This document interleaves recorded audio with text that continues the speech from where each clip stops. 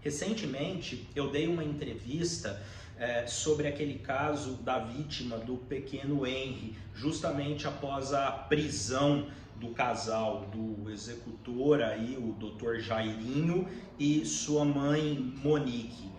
Abordei um pouco na entrevista, um pouco desses aspectos da psicologia forense, como a gente pode compreender, um pouco em relação à dinâmica do próprio crime e a personalidade ali dos envolvidos, né? A criança, Dr. Jairinho, a mãe, essas questões ali de um ponto de vista da psicologia forense. Um caso que, inclusive, chama a atenção, né, da mídia, da população, pela crueldade do caso, pela brutalidade.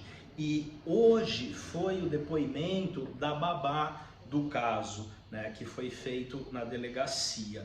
E um outro ponto importante de comentar, justamente aí agora, sobre esse caso, no sentido desse depoimento, são também o conjunto de provas. E notem vocês que o delegado da investigação está sendo muito criterioso, inclusive, com cada depoimento, com cada aspecto do caso, e avançando e fazendo um bom trabalho. E quando a gente vai observar esse depoimento do dia de hoje, né, da babá, como um conjunto, então, probatório de provas. Então, essas provas no curso de uma investigação são muito importantes.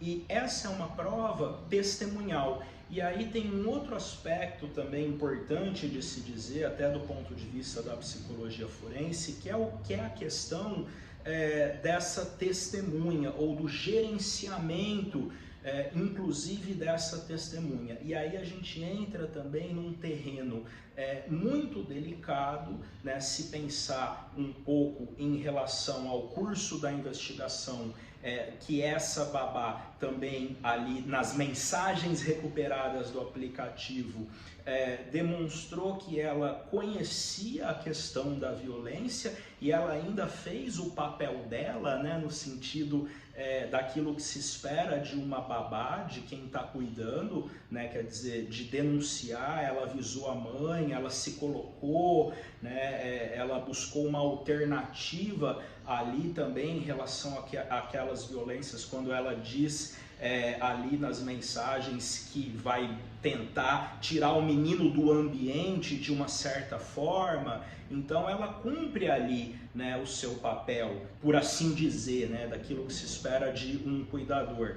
E quando a investigação então recupera essas mensagens e coloca ela também nessa posição de uma testemunha importante, né? Notem vocês que ela acaba sendo uma testemunha muito importante, uma testemunha-chave no entendimento desse processo. E ela, como testemunha, também tem um ponto de uma vulnerabilidade.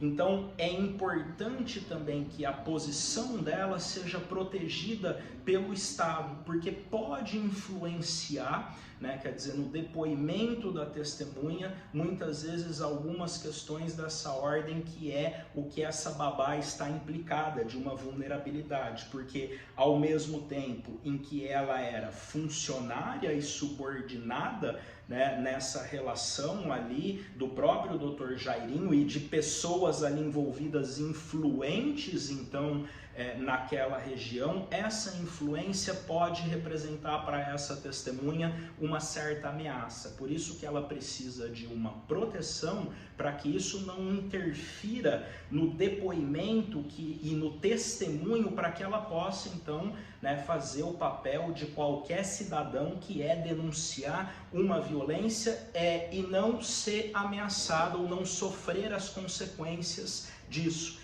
Então essa babá também está numa posição muito delicada, no sentido de que ela pode ser vulnerável a essas ameaças. Então tanto ela quanto a família dela devem estar protegidas, né? Porque como pode ficar a vida de alguém que está envolvido nesse tipo de situação, dessa babá especificamente, após um testemunho desse? Então era preciso que o Estado também pudesse ter ali um modo de proteger essas testemunhas, né? Seria bom se morássemos num país onde as testemunhas pudessem, então, de uma maneira ampla e livre e sem medo, poder ali testemunhar aquilo que possa, então, contribuir para a investigação e para o desvendamento de um crime do modo como ele se deu. Então, esse é um ponto também muito importante de abarcar e por isso que eu quis trazer ele aqui